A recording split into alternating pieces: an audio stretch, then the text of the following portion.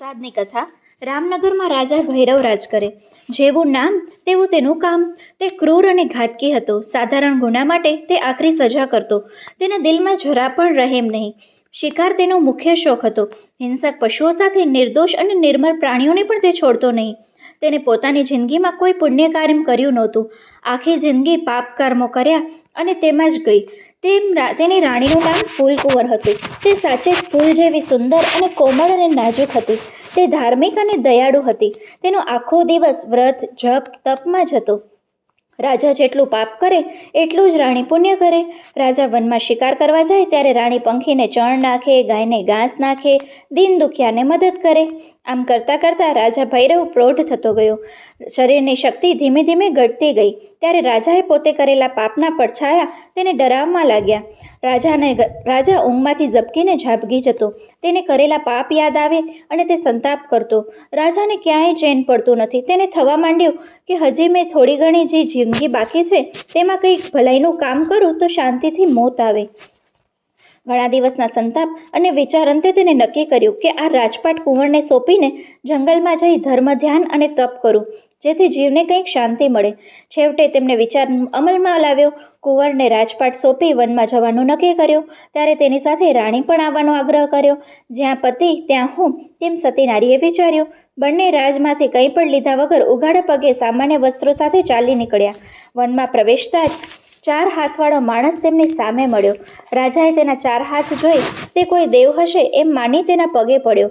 રાણીએ પણ રાજાનું અનુકરણ કર્યું. રાજા બોલ્યો, હે દેવ, હું મહાપાતકી છું. પાપ કરતાં પાછું વળીને જોયું નથી. પાવન પડછાયા મને ઝંપીને જીવવા દેતા નથી, માટે મને બચાવો. ત્યારે 4 હાથવાળો બ્રાહ્મણ બોલ્યો, ભાઈ, હું કોઈ દેવ નથી, હું તો બ્રાહ્મણ છું. આગળ જતાં મારા જેવા ઘણાય 4 હાથવાળા માનવો તમને જોવા મળશે. રાજાને લાગ્યું કે આમાં કંઈક ભેદ છે.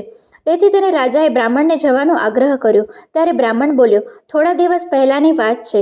હું આ રસ્તેથી પસાર થતો હતો ત્યારે સામે દેખાતા તળાવને પાળે મેં 4 હાથવાળો ગોવાળને બેઠેલો જોયો.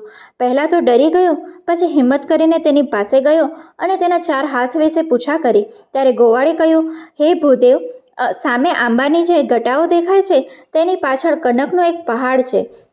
હું ત્યાં એકવાર ફરતો ફરતો ગયો હતો. ત્યાં મેં મારા જેવા ગોવાળને જોયો. તેને પણ 4 હાથ હતા. હું તેની સામે જિજ્ઞાસાથી તાકી રહ્યો. ત્યારે તે મારી પાસે આવીને મારા હાથ પકડી મને કનકના પહાડ ઉપર લઈ ગયો. ત્યાં પુરુષોત્તમ ભગવાનનું મંદિર હતું. આ મંદિરનો પ્રસાદ જે જમે તે 4 હાથવાળો થઈ જાય. મેં પ્રસાદ લીધો એટલે હું 4 હાથવાળો થઈ ગયો.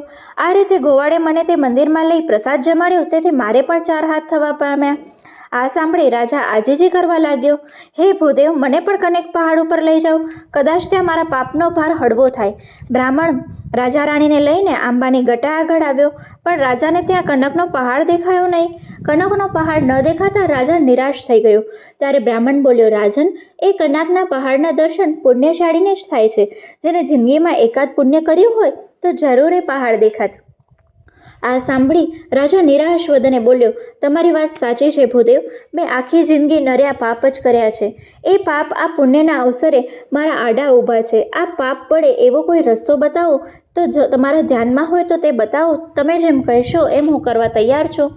રાજાને પશ્ચાતાપ કરતો જોઈ બ્રાહ્મણ બોલ્યો, હે રાજન, તમારા સદભાગ્યે અત્યારે પુરુષોત્તમ માસ ચાલે છે. છેલ્લા 8 દિવસ બાકી છે. અહીં 5 જણ બેસીને ઉપવાસ કરી પુરુષોત્તમ ભગવાનના ગુણગાન ગાઓ તો ચોક્કસ કનક પહાડ દર્શન થાય. રાજાને ગમે તેમ કરી કનક પહાડના દર્શન કરવા હતા. તેથી તે ઝડપથી બોલ્યો, હું હમણાં જ મારા નગરમાંથી 5 જણને લઈ આવું છું. એ 5 જણને ઉપવાસ કરાવીશ, ભગવાનના ગુણગાન ગવડાવીશ, પછી તો મને કનક પહાડ દેખાશે ને. ત્યારે બ્રાહ્મણ હસીને કહ્યું, રાજન, આમ પુણ્ય ન થાય. જો કનકના પહાડના દર્શન કરવા હોય તો જાતે ઉપવાસ કરવા પડશે. તમે ઉપવાસ કરો તેનું ફળ તમને મળશે. સહન કર્યા વગર કે કષ્ટ ભોગવ્યા વગર ભગવાનના દર્શન ન થાય. પણ ભૂદેવ, તમે તો 5 જણની વાત કરો છો, બીજા 4ને હું ક્યાંથી લાવું? બ્રાહ્મણ કહે, રાજન, તમે તમારા નગરમાં જાઓ અને તમારા પ્રધાન અને નગરશેઠને બોલાવી લાવો. 3જા તમે, 4થા રાણી અને 5મો હું.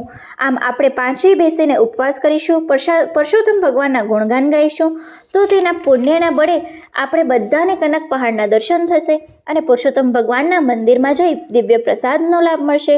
રાજા રાણી ત્યાં બેસીને તરત નગરમાં ગયા અને નગર શેઠને અને પ્રધાનને લઈ પાછા ફર્યા. પાંચેય જણ સ્નાન કરી ઉપવાસમાં બેઠા. પાંચેયમાંથી કોઈને કોઈ પણ ફળફૂલ લેતા નથી, ફક્ત પાણી ઉપર જ રહે છે. પાંચે પુરુષોત્તમ ભગવાનના દિવસ રાત ગુણગાન ગાયા કરે છે. આમ કરતાં કરતાં 8 દિવસ વીતી ગયા. 9મા દિવસની સવારે કનકના પહાડના દર્શન થતાં જ રાજાની આંખમાંથી હર્ષાશ્રુ આવી ગયા. પાંચેયને આનંદનો પાર નથી. 8 દિવસના ઉપવાસના લીધે તેઓ લથડતા પગે પહાડ ચડ્યા.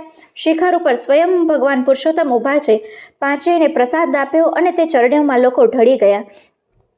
બધું જ વ્યવસ્થિત રીતે પ્રસાદ ખાતા જ બધા ચતુર્ભુજ થઈને બોલી ઉઠ્યા. બધા એકી સાથે બોલી ઉઠ્યા, હે પુરુષોત્તમ ભગવાન, અમને ચતુર્ભુજ થવું નથી, અમને તો બધાને તમારા વૈકુંઠમાં સ્થાન આપો. ભગવાને તથાસ્તુ કહ્યું. અચાનક વૈકુંઠનું વિમાન આવ્યું અને પાંચેયને લઈને વૈકુંઠમાં પહોંચી ગયું. ચલો બોલો ભગવાન પુરુષોત્તમની જય.